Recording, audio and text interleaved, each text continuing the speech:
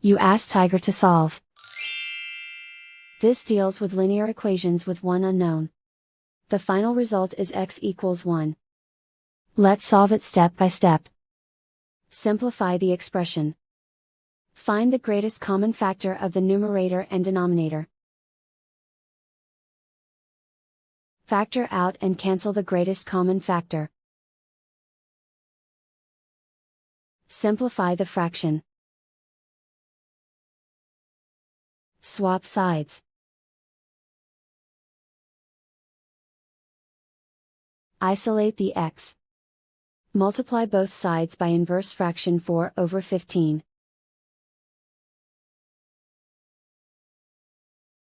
Group like terms. Multiply the coefficients.